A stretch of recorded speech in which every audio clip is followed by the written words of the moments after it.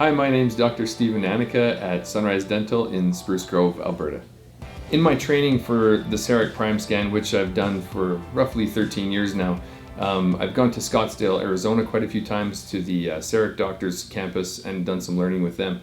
One of my most recent trips, we learned about something that they had proposed called the Scottsdale Protocol, which is still fairly new, and it was only made possible by the advances in accuracy of 3D printing and also the accuracy of this new Prime Scan. Previous versions of this machine did not have the accuracy or the capability to do entire arch scans rapidly. Previous versions of 3D printers did not have the ability to print accurately enough where the machine could scan the model and the mouth and know that those images went together. With that technology being there and the accuracy there, we can implement something called the Scottsdale Protocol, and they've defined a stepwise pattern to be able to do an entire arch, and in fact an entire mouth of crowns in a very rapid way that's predictable and has a really good outcome for the patient. Recently, I wanted to implement this protocol in our office and see what we could do here at Sunrise Dental. We had a case with a patient who needed entire upper arch done. He'd been through surgery. He'd also done his orthodontic treatment. He was ready for the prosthetic treatment. And so we accumulated all of our mills, 4 mills. One was the new Prime mill. The other 3 were MCXL mills. And we proceeded. We had the model, and we started that morning. So this patient, previously, the homework that we did to get ready for this case is we worked with a lab that uses the in-lab software. They were able to take his pre-op scans and do a virtual wax-up of the front 6 teeth, 1.3 to 2.3. From there, they printed that model at super high res, as high as they could print, sent that back to us, and the morning of the appointment, we were prepared with the model and the patient, and they also sent some overlays of his lower teeth in the posterior quadrant so that we could keep his bite exactly where it was set by the surgeon.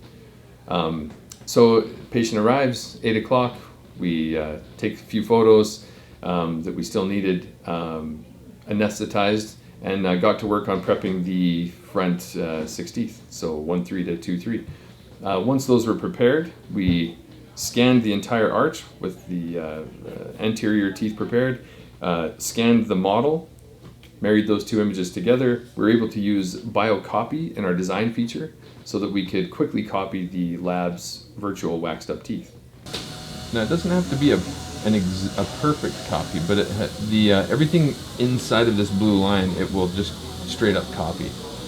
Everything from the blue line to the edge of your actual tooth, it will generate. So as soon as the anterior teeth were prepared and we scanned the model with using biocopy, the design process, which typically takes me quite a long time to design anterior teeth, was greatly sped up. Copying those and getting them to the point where we could send them to the mill was quite quick. Now with the 4 mills, we were able to reduce our mill time substantially to the point where I was the bottleneck in this whole process to preparing the teeth. By the time that I had all the mills going, it was probably only 20-25 minutes before my assistants were bringing me all 6 teeth to try on in the pre-oven phase. While the anterior 6 crowns were milling, I started preparing quad 1. I was about half done preparing teeth tooth 1.4 to 1.7 by the time that my assistants brought me the crowns to try on. We stopped. We tried on the anterior 6 crowns, verified the fit, adjusted any contacts where necessary, handed the crowns back to the assistants to go apply the stain and glaze and run them through the oven. At that point, I continued on, finished preparing quad 1, tooth 1.4 to 1.7. By the time that I was done, I was ready to scan, but I didn't have the crowns yet. Just about that time the timing was perfect. They came out of the oven, so I stopped working on quad 1, went back, cemented all 6 teeth in the anterior from 1.3 to 2.3. Once those teeth were cemented, then I was able to scan quad 1. Now, part of the trick with this particular patient was making sure that we kept his bite exactly where it was. So when we sent his case to the lab, we had established his bite with his 2 virtual models. And so to keep that right where it was, I had the lab mill out PMMA overlays for his lower teeth, his lower posterior teeth. So we cemented that in place so that when the prime scan could design the 4 posterior teeth, it had nice anatomy to design the teeth to. That made the design process for quad 1 almost instantaneous, very little adjustments. So we were able to send, again, 4 more crowns to the mills, which only took about 11 minutes to mill out on fine mode. So as soon as quad 2 was finished being prepared, the crowns from quad 1 were all done. So those 4 crowns were done. We took them, I stopped working in quad 2, finished cementing all the crowns in quad 1. So at this point we've got crowns from 1.7 all the way to 2.3. Those crowns are all permanently in place, they're cleaned up, everything's looking great. Established his bite in that area, made sure that his bite was good with the PMMA onlays. And then I was able to instantly go with the prime scan his quad 2, and basically build 4 more crowns in that quad. And I think that was the first time that I got a little break. I got to stand up. I was the so once those were in the mills, it took about another 11 minutes. Those came out. We tried them on. The process is the same from there. We put them through the oven, cemented them on. It was very straightforward and well planned and executed well. It was a great patient. He was able to tolerate it all in one sitting. Start to finish took us 6 hours. He was in the office for 6 hours in total. I think so. Some of the things that we told him were to, number 1, eat a good breakfast and to not drink a lot of coffee. We just didn't want to have to take a lot of breaks. I think with this particular patient, it was quite easy. He was easy to work on.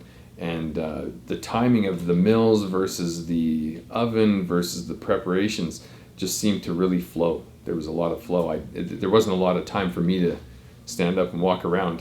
The patient was getting pretty stiff by the end of it. 6 hours in a chair is a long time to lay still.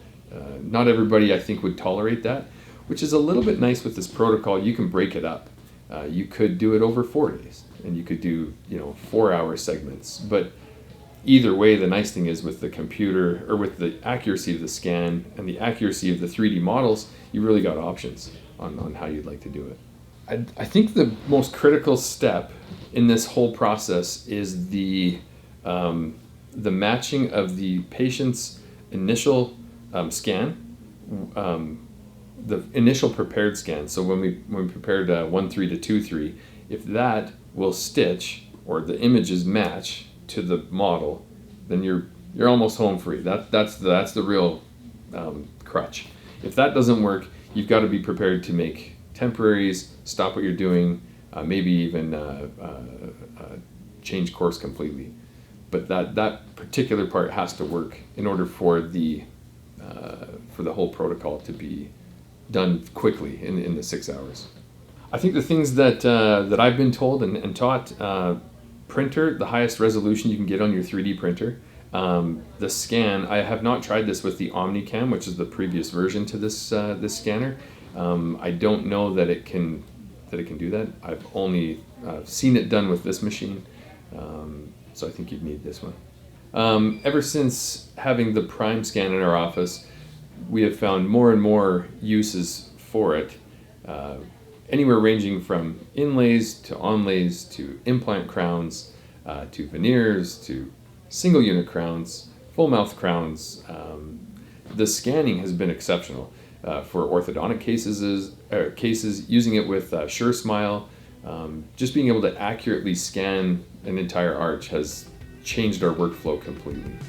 Yeah, if anybody has any questions about this or wants further information on Prime Scan or Prime Mill or anything to do with CAD/CAM, feel free to give me a call.